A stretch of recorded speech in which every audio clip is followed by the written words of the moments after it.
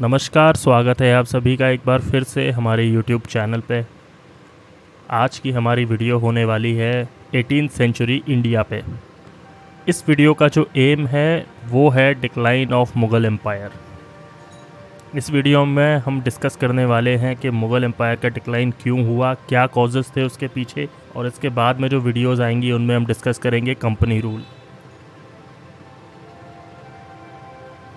बहुत सारी different theories हैं मुग़ल एम्पायर को डिक्लाइन को लेके, उनको हम इस वीडियो में एड्रेस करेंगे। साथ ही साथ जो रीज़न्स थे डिक्लाइन के उनको लेके हम थोड़ा डिटेल में जाएंगे। ये वीडियो थोड़ी सी शॉर्ट होने वाली है क्योंकि ये वीडियो एज अ बेस काम करेगी कंपनी रूल के लिए, क्योंकि हमें ईस्ट इंडिया कंपनी के आने से पहले का जो इंडिया का सिनेरियो है उसको जान लेना बहुत ज़्यादा ज़रूरी है। तो बेसिकली 18th सेंचुरी में इंडिया की क्या स्थिति थी, यहाँ पे क्या क्या चेंजेस हो रहे थे, इन सब के बारे में हम बात करेंगे। चलिए स्टार्ट करते हैं। स्टार्ट करने से पहले मैं आपको बता देना चाहता हूँ कि जो मेन सोर्स है जिसकी हेल्प से मैंने ये वीडियो बनाई है वो शेखर बंदोपाध्याय की एक बुक है from Plassey to partition and after. काफ़ी अच्छी बुक है, मेजॉरिटी ऑफ इन्फॉर्मेशन मैंने वहीं से पिक करी है। चलिए देखते हैं। तो देखिए, मुग़ल एम्पायर की नींव बाबर ने 1526 में रखी थी। उसके बाद एम्पायर का जो एक्सपेंशन हुआ अकबर के अंडर, उससे इसे काफ़ी ज़्यादा मजबूती मिली। लेकिन मुग़ल सल्तनत औरंगज़ेब के टाइम यानी कि 1658 से लेकर 1707 वहाँ से मुग़ल एम्पायर का एक डिक्लाइन स्टार्ट हो गया। 1650s तक दिल्ली एक मेजर पावर सेंटर था, लेकिन उसके जस्ट बाद यानी कि अगले 50 साल में एम्पायर की स्थिति बहुत ज़्यादा ख़राब हो गई। देखिए, सबसे पहले तो आपको मैं एक ब्रॉड सा ओवरव्यू दे देना चाहता हूँ कि क्या मेन कॉजेज़ हैं। तो देखिए, मुगल्स की जो मिलिट्री थी वो काफ़ी ज़्यादा वीक हो चुकी थी, तो इससे क्या हुआ, काफ़ी सारे फॉरेन इन्वेजन्स हुए। और जब हम इस टॉपिक पर बात करेंगे तो हम जदुनाथ सरकार, तेजीपी स्पेयर, इन लोगों के व्यूज़ को भी डिस्कस करेंगे। उसके बाद एम्पायर की कुछ इंटरनल वीकनेसेस थी, जैसे कि आपको मालूम होगा कि मुग़ल एम्पायर काफ़ी सेंट्रलाइज्ड एम्पायर था। तो जो इंटरनल वीकनेसेस थी उसमें काफ़ी सारे कारण थे, जैसे कि जो अरिस्टोक्रेट्स थे, मुग़ल अरिस्टोक्रेट्स थे, उनकी लॉयल्टी थोड़ी सी कम होने लगी थी अपने शासक के प्रति। एक पैटर्न क्लाइंट रिलेशनशिप होता था शासक में और अरिस्टोक्रेट्स में। उसके बाद जो सबसे ज़्यादा हॉट थ्योरी है वो है जागीरदारी क्राइसिस। जो जागीरदारी क्राइसिस है वो सबसे ज़्यादा वाइडली एक्सेप्टेड थ्योरी है मुग़ल एम्पायर के डिक्लाइन को लेके। उसके अलावा जो चौथा कारण है वो है रिवोल्ट्स क्यों हुए, काफ़ी ज़्यादा पॉवर्टी थी, इकोनॉमिक प्रेशर थे। और तीसरा जो कॉज था वो था कि एक नए सोशल ग्रुप्स का इवोल्यूशन हुआ, तो रिवोल्ट्स भी एक बहुत इंपॉर्टेंट कारण था।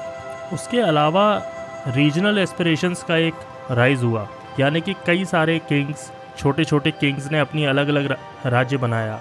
जब हम सक्सेसर किंगडम्स के बारे में पढ़ेंगे तब हम देखेंगे कैसे हैदराबाद जैसे और भी कुछ किंगडम्स ने कैसे अपने आप को मुग़ल कोर्ट से दूर करा और अपने लिए एक इंडिपेंडेंट राज्य बनाया। इस वीडियो में तो हम डिस्कस नहीं करने वाले हैं सक्सेसर किंगडम्स को, उसको हम अगली वीडियो में डिस्कस करेंगे, लेकिन हम यहाँ पे बाकी कॉजेज़ के बारे में बात करेंगे। सबसे पहले जो मैंने फॉरेन इन्वेजन आपको जो कॉज बताया है, चलिए उसके बारे में बात करते हैं। तो देखिए, जो मुग़ल आर्मी थी वो कुछ हद तक इसलिए भी वीक हो चुकी थी क्योंकि काफ़ी सारे सक्सेशन वॉर हुए। जब हम मेडिवल हिस्ट्री पढ़ेंगे तो हम देखेंगे कि लगभग जो भी अगला किंग मुग़ल राज सिंहासन पर बैठा वो एक सक्सेशन वॉर के बाद ही वहाँ तक पहुँचा था, यानी कि सिविल वॉर की सिचुएशन कई बार बनी। तो इससे मिलिट्री को काफ़ी ज़्यादा नुकसान हुआ। उसके अलावा कोई नए मिलिट्री रिफॉर्म्स नहीं हुए, कोई नई टेक्नोलॉजी नहीं आई। 1526 में जब बाबर ने इब्राहिम लोदी को हराया तो वो अपने साथ एक नई मिलिट्री टेक्नोलॉजी लेके आए, जैसे कि कैनन। तो उससे उन्होंने उस वॉर को जीता और ये लास्ट में एक मुगल्स के लिए बहुत बड़ा पतन का कारण बना। आप देख सकते हैं कि यहाँ पे हम बात कर रहे हैं कि मुगल्स की मिलिट्री इतनी ज़्यादा वीक थी, कोई रिफॉर्म नहीं था, और कैसे वो लोग मिलिट्री टेक में बहुत ज़्यादा पिछड़ गए थे। अब मुग़ल मिलिट्री पावर जब वीक हुई तो इससे क्या हुआ, काफ़ी सारे इंटरनल रिबेलियन हुए और फॉरेन इन्वेजन्स को भी इन्विटेशन मिला, जैसे कि मराठे, जिन्होंने मुगल्स के खिलाफ कई बार रिवोल्ट किया।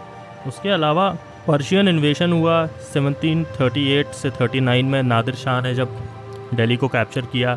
लेकिन उससे पहले 1738 में मराठे दिल्ली को एक बार प्लंडर कर चुके थे।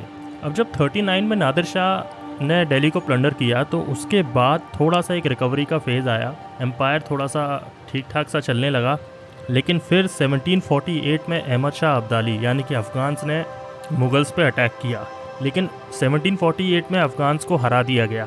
लेकिन फिर 1756 में अफ़गान्स ने दोबारा अटैक करा और इस बार अहमद शाह अब्दाली ने मुग़ल्स को हराया और इस बार मुग़ल्स ने सहायता ली थी मराठों की। तो 1761 में बैटल ऑफ पानीपत हुई जिसमें मराठों की हार हुई। तो आप देख सकते हैं कितने सारे फॉरेन इन्वेजन, इंटरनल रिवोल्ट्स होते रहे, मिलिट्री इतनी स्ट्रॉन्ग थी नहीं कि उन्हें हैंडल कर पाए। जदुनाथ सरकार का ऐसा मानना है कि ये जो पूरा क्राइसिस है, ये क्राइसिस एक पर्सनालिटी का क्राइसिस है। वीक एम्परर हैं, इनकॉम्पिटेंट कमांडर हैं, ये सारे फैक्टर कंट्रीब्यूट करते थे एक वीक एडमिनिस्ट्रेटिव सिस्टम के लिए। लेकिन at the same time TGP Spear कहते हैं कि पर्सनालिटी की तो कोई कमी थी ही नहीं, क्योंकि इस ज़माने में बहुत सारे एबल पॉलिटिशियन थे, जैसे कि सैयद ब्रदर, निज़ामुल मुल्क, अब्दुल समद खान, ज़कारिया खान, सादत खान, सफदरजंग, मुर्शिद कुली खान, सवाई जय सिंह, बहुत सारे ऐसे लोग थे। लेकिन मोस्ट ऑफ दीज पीपल ये अपना अपना इंडिविजुअल किंगडम या अपने अपने फ़ायदे के लिए ही केवल काम कर रहे थे। तो जब लड़ाई का वक्त आता था तो ये लोग लीडरशिप नहीं दे पाते थे। मुग़ल एम्पायर को एक वॉर स्टेट डिफ़ाइन किया गया है जिसमें एक सेंट्रलाइज्ड एडमिनिस्ट्रेटिव सिस्टम था और ये जो पूरा वॉर स्टेट है ये अल्टीमेटली अपने मिलिट्री पावर पे ही डिपेंड करती थी। एम्परर इस पूरे स्ट्रक्चर के एपिक्स पे था, टॉप पे था। लेकिन इसके अलावा जो सबसे ज़्यादा इम्पॉर्टेंट एलिमेंट था वो था मुग़ल अरिस्टोक्रेसी। अब 16th सेंचुरी में अकबर ने इस पूरी अरिस्टोक्रेसी को एक स्ट्रक्चर प्रदान किया। अकबर ने एक नया सिस्टम बनाया जिसका नाम था मनसबदारी सिस्टम। अब मनसबदारी सिस्टम क्या होता है? मनसबदारी सिस्टम में जो मनसबदार है उनकी जो लॉयल्टी होती है वो एम्परर के प्रति होती है। हर अरिस्टोक्रेट को एक मनसबदार कहा जाता था और हर मनसबदार की डुअल रैंक होती थी, जत और सवार। जत उसकी पर्सनल रैंक थी और सवार ये सिग्निफाई करता था कि उसको कितने सारे घुड़सवार मेंटेन करने हैं। ये हुआ मनसबदारी सिस्टम। अब इन लोगों को, ये जो मनसबदार हैं, इनको दो तरीके से पेमेंट किया जाता है। एक तो था कैश यानी कि नकदी और दूसरा था जागीर यानी कि लैंडेड एस्टेट। और जब इनको जागीर दी जाती थी तो जो एस्टिमेटेड रेवेन्यू इनकम होता था उस जागीर का, जिसको जमा कहते हैं, उस पूरे रेवेन्यू इनकम से ये अपने हॉर्सेस और सोल्जर्स का मेंटेनेंस करते थे। अब जागीर भी दो टाइप की होती थी, ट्रांसफरेबल जिनको तनख्वाह जागीर कहा जाता था और दूसरी थी नॉन ट्रांसफरेबल जिसको वतन जागीर कहा जाता था। अब जो वतन जागीर है यानी कि नॉन ट्रांसफरेबल जागीर, ये एक्चुअली इसका मेन पर्पज़ ये था कि कई सारे जो जागीरदार थे, लोकल राजा थे, जिनको मुग़ल सिस्टम में इनकॉर्पोरेट किया गया था, तो वो लोग लोकली बहुत पावरफुल थे। तो वो लोग को उनकी जगह ना छोड़ना पड़े और वहीं की वहीं उनका काम चलता रहे और एट द सेम टाइम वो मुग़ल एम्परर को अपना सुजरन माने, इसलिए उनको वतन जागीर दी जाती थी। अब ये जो पूरा मनसबदारी सिस्टम है, इस सिस्टम में प्रमोशन, अपॉइंटमेंट और डिसमिसल है अगर किसी भी मनसबदार का, तो उसमें फाइनल से एम्परर का ही है। तो ये जो मनसबदार लोग हैं, अरिस्टोक्रेसी है, इनकी जो लॉयल्टी है वो केवल एम्परर के प्रति है। इसके अलावा कोई और प्रकार की लॉयल्टी जैसे कि नेशनल, एथनिक या रिलीजियस, ये मुग़ल इंडिया में कभी डेवलप नहीं हुई। अब देखिए जागीरदारी क्राइसिस बेसिकली है क्या। अब औरंगज़ेब की जब डेथ होती है तो औरंगज़ेब के टाइम पे वो जो लास्ट कॉन्क्वेस्ट हुई बीजापुर, गोलकोंडा, वहाँ तक ठीक है, लेकिन उसके बाद कोई फ्रेश कॉन्क्वेस्ट तो हुई नहीं एम्पायर में। एम्पायर जितना था उतना सा ही रहा, जो जोग्राफिकल एम्पायर की रीच थी उतनी थी। लेकिन एट द सेम टाइम जो मनसबदार थे और जो जागीरदार, ये लोग जो हैं, जो अरिस्टोक्रेसी है, इनकी संख्या बढ़ती जा रही थी। तो इससे क्या है, एम्पायर की जो रिसोर्सेज हैं वो कम होती जा रही थी और ये जो अरिस्टोक्रेसी है ये बढ़ रही है लगातार, तो इनको पेमेंट की जा रही है, तो इससे एम्पायर डेफिसिट में आ गया। बहुत सारे जो जागीरदार हैं, बहुत सारी है उनकी संख्या, और वो लोग बहुत कम जागीरों को चेज़ कर रहे हैं, तो एक जो सप्लाई और डिमांड का जो बैलेंस है वो पूरा हिल चुका था। अब जागीरदारी क्राइसिस के बारे में हम जानने से पहले थोड़ा सा ये जानेंगे कि जो मुग़ल कोर्ट है उसका स्ट्रक्चर क्या है। देखिए जो मुग़ल कोर्ट है और जो अरिस्टोक्रेसी है, वहाँ पे कुछ फैक्शंस हैं, कुछ इंपॉर्टेंट फैक्शंस हैं, और वो कैसे डिवाइडेड हैं। एथनो रिलीजियस ग्रुप्स हैं जैसे कि तुरानी और ईरानी ग्रुप। जो तुरानी ग्रुप है उसके लीडर हैं गाजी उद्दीन खान, फिरोज जंग और उनके बेटे चिनकुलिच खान, जिनको निज़ामुल मुल्क भी कहा जाता है। तुरानीस बेसिकली कौन है? तुरानी वो लोग हैं जो कि सेंट्रल एशिया के उन रीजन से आए हैं जहाँ पर टर्किश बोली जाती है, इसलिए उनको तुरानी कहा गया। जो मुग़ल्स हैं वो भी एक्चुअली तुरानी ही हैं। तुरानीस सुन्नी हैं। इसके अलावा जो दूसरा ग्रुप है वो है ईरानी ग्रुप। ईरानी ग्रुप पर्शियन स्पीकिंग रीजन से आया है, यानी कि प्रेजेंट डे ईरान, अफ़गानिस्तान और इराक। ये जो ईरानी ग्रुप है ये लोग शिया हैं। ईरानी ग्रुप के लीडर हैं असद खान और उनके बेटे जुल्फ़िकर खान। लेकिन यही इकलौते दो ग्रुप्स नहीं है वहाँ पे मुग़ल कोर्ट में। उसके अलावा एक और इम्पॉर्टेंट ग्रुप है जो कि है अफ़गान्स। उसके अलावा है शेख ज़ादा यानी कि इंडियन मुस्लिम्स। उसके अलावा हिंदूज़ का भी एक ग्रुप है इम्पॉर्टेंट। हिंदूज़ का जो ग्रुप है वो उसमें बेसिकली राजपूत्स और मराठास हैं, जो कि एक लेटर एडिशन है। राजपूत्स पहले से थे लेकिन मराठास थोड़ा सा लेट आए औरंगज़ेब के बाद। औरंगज़ेब ने जब बीजापुर और गोलकुंडा को कैप्चर किया तो वहाँ पे जो मराठा नोबिलिटी थी वो लोग कहाँ जाते, तो वो मुग़ल कोर्ट आए, तो वहाँ पे एक ग्रुप और बना। तो बेसिकली जो प्रिंसिपल ग्रुप है मुग़ल कोर्ट में वो है ईरानी, तुरानी, अफ़गान, शेखजादा और हिंदूज़। अब ये जो ग्रुप है इनमें बराबर पॉलिटिक्स चलती रहती है। इन लोगों में राइवलरी है, कंपटीशन हमेशा लगा रहा है। मुग़ल एम्पायर का 4/5 लैंड रेवेन्यू जो इनकम है वो मनसबदार्स के कंट्रोल में था, पर ये जो इनकम है ये बहुत ज़्यादा अनइवनली डिस्ट्रीब्यूटेड है।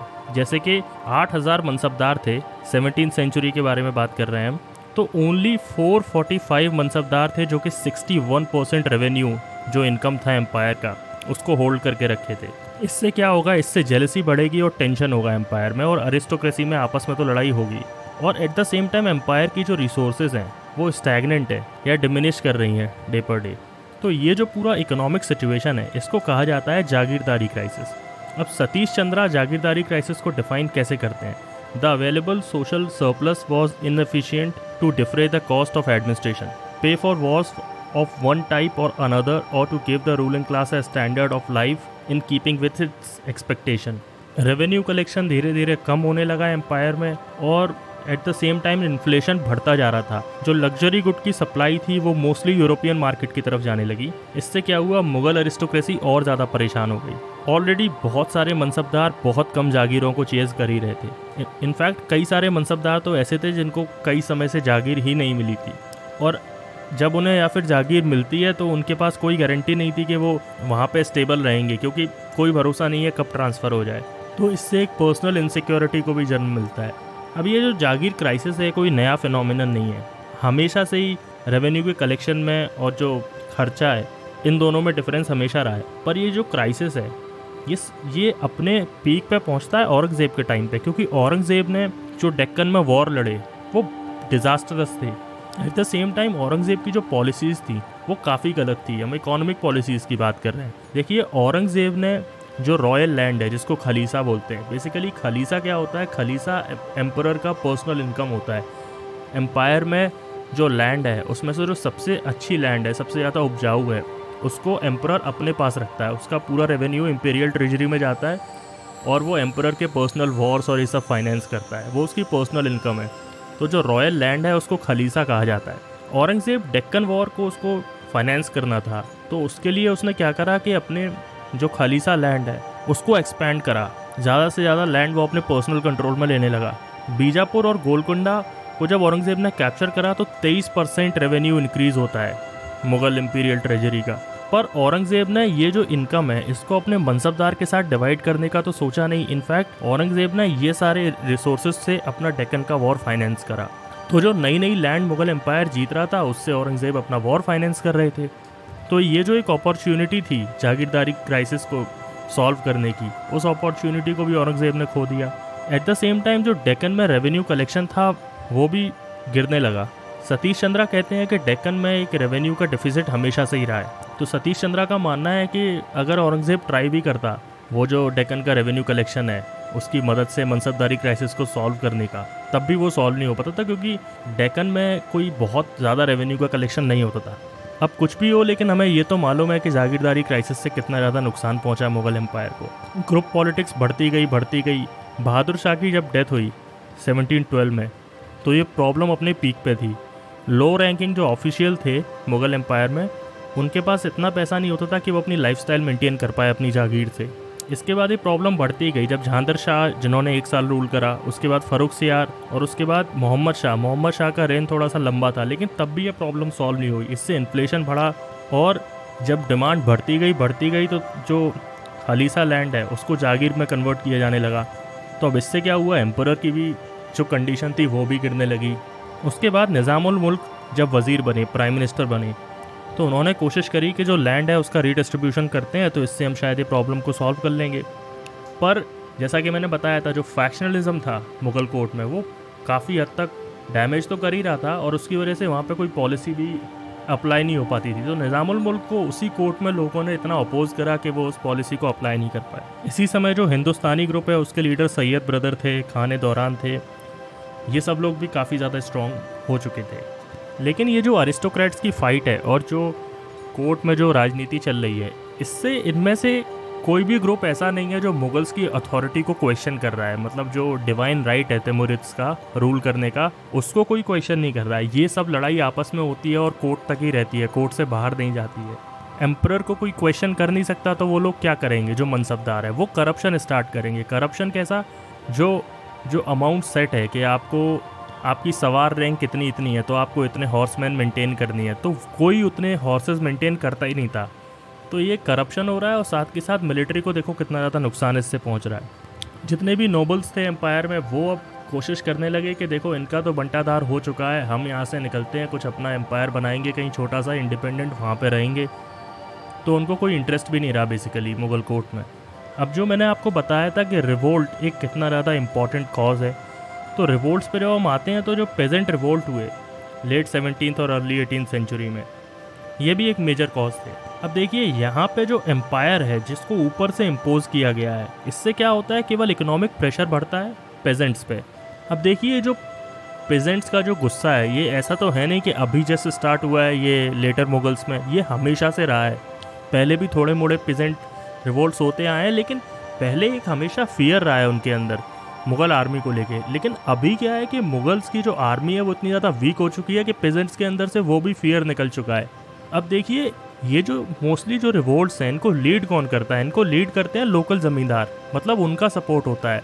लोकल ज़मींदार कब ऐसे रिवोल्ट करता है? जब वो जो उसको जो अमाउंट सेंटर को पे करना है, जब वो नहीं पे कर पाता है, तो वो क्या करता है? बेसिकली अपने सारे पेजेंट्स को इकट्ठा करता है और बोलता है कि we will rebel against the empire.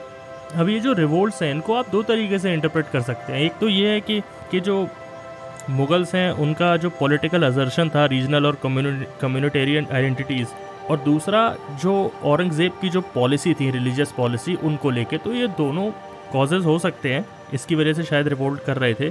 देखिए पेजेंट्स की सिचुएशन क्या थी एक्चुअली मुगल एम्पायर में, उनके साथ कैसे डील किया जाता था, कि कैसे रेवेन्यू का कलेक्शन होता था। तो इरफान हबीब कहते हैं कि मुगल लैंड रेवेन्यू सिस्टम में ये पूरा सिस्टम एक कॉम्प्रोमाइज़ पर रेस्ट करता था। इसमें क्या होता था कि जो पेजेंट्स थे उनको केवल इतना दिया जाता था कि वो अपना खा पी के खुश रहें, बस। उसके अलावा जो जितना भी सरप्लस होता था उसको सारा एम्पायर उठा लेता था। यानी कि पेजेंट्स थे वो हमेशा ही पुअर रहे थे। जो डिमांड होती थी ना, वो होती थी 1/3 ऑफ द प्रोड्यूस। और ये जो डिमांड थी, जो रेवेन्यू की डिमांड थी, ये basically area to area change होती थी। जो एरिया ज़्यादा फर्टाइल थे, ज़्यादा प्रॉस्परस थे, जैसे कि गुजरात है, तो वहाँ पे 3/4 थी। गंगा यमुना दोआब में हाफ थी। तो ये वैरी करता था। अब पेजेंट सेंटर को तो टैक्स दे ही रहे हैं, एट द सेम टाइम अपने जो लोकल रूलर्स हैं उनको भी टैक्स दे रहे हैं, यानी कि ज़मींदार या राजा कोई भी हो सकता है। अब ये जो मुग़ल ब्यूरोक्रेसी में जो राजास हैं, ये लोग एक्चुअली एक फ़िक्स पेमेंट दे के मुग़ल ब्यूरोक्रेसी का पार्ट बने हैं। वो पेमेंट होती थी पेशकश। वो पेमेंट आप किंग को दोगे, मुग़ल एम्परर को दोगे, और उसके बाद एम्परर आपकी ऑटोनॉमी को रिस्पेक्ट करेगा और बस आपको लॉयल रहना है एम्परर के प्रति।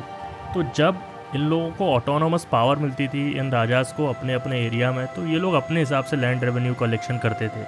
तो लैंड रेवेन्यू कलेक्शन में सबसे ऊपर आता है जो लोकल किंग है वो, उसके बाद आता है मलगुजारी यानी कि प्राइमरी ज़मींदार। अब ये जो ज़मींदार है इनका इंडिपेंडेंट राइट है लैंड के ऊपर।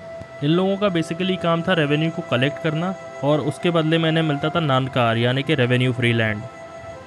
अब इन दोनों ग्रुप के अलावा एक और ग्रुप था, वो था इंटरमीडिएरी ज़मींदार। ये लोग क्या करते थे? ये अपनी ज़मींदारी से तो रेवेन्यू कलेक्ट करते थे और साथ ही साथ जो प्राइमरी ज़मींदार है उनसे भी रेवेन्यू कलेक्ट करते थे। अब ये जो ज़मींदारी का पूरा सिस्टम है, उन सबके नीचे आते हैं पेजेंट। अब पेजेंट दो टाइप के हैं, एक तो है खुद काश्त यानी कि पेजेंट जिनके पास ऑक्यूपेंसी राइट है, और दूसरे हैं पाई काश्त यानी कि वैग्रेंट पेजेंट। अब अकबर के टाइम पे अकबर ने ट्राई करा कि इन ज़मींदार को कोलैबोरेटर्स बनाए एम्पायर में, लेकिन औरंगज़ेब के लेटर ईयर्स में और जो वॉर ऑफ सक्सेशन हुआ, तो उसके बाद ये जो ज़मींदार है इनकी कोई लॉयल्टी एक्चुअली बची नहीं एम्पायर को लेके, और जो इनका जो सपोर्ट बेस था वो था इनके लोकल पेजेंट। अभी जो लोकल लैंडलॉर्ड मोस्टली रिबेल कर रहे थे, ये रिबेल कर रहे थे अपने जागीरदार के अगेंस्ट। अब पहले जो एम्परर्स थे वो इन जो ऑप्रेसिव जागीरदार हैं इन लोगों से कैसे डील करते थे। वो क्या करते थे, इनको रोटेट करते रहते थे हमेशा। यानी कि अभी आप इस जागीर पे हैं, उसके बाद आपका ट्रांसफ़र कर दिया जाएगा, आप किसी और जागीर पे पहुंच जाओगे। और इस चीज़ का फ़ायदा उठा के जागीरदार अपने पेजेंट्स को एक्सप्लॉइट करते थे, क्योंकि उन्हें कोई फ़र्क ही नहीं पड़ता है, उनका तबादला हो जाएगा। देखिए, ये सब इम्पॉर्टेंट रीजंस थे मुग़ल एम्पायर के डिक्लाइन के। शॉर्ट सी एक वीडियो थी, बहुत ब्रॉडली हमने इन सब को डिस्क्राइब करा, जो जो मेन रीज़न थे। अब हमारी जो अगली वीडियो आएगी वो आने वाली है सक्सेसिव किंगडम्स पे, यानी कि जो रीजनल पावर का राइज़ हुआ, कैसे छोटे छोटे किंगडम्स थे वो मुगल्स के लेटर ईयर में इंडिपेंडेंट हो गए और अपने अपने अलग अलग प्रिंसिपैलिटीज़ बना ली। इनफैक्ट उनमें से कई सारे किंगडम्स तो इतने बड़े थे कि वो ईस्ट इंडिया कंपनी के साथ डायरेक्ट अलाइंस में आए। अभी के लिए इतना ही। Thank you so much for joining. अगली वीडियो में मिलेंगे, बहुत जल्दी अगली वीडियो आएगी। धन्यवाद।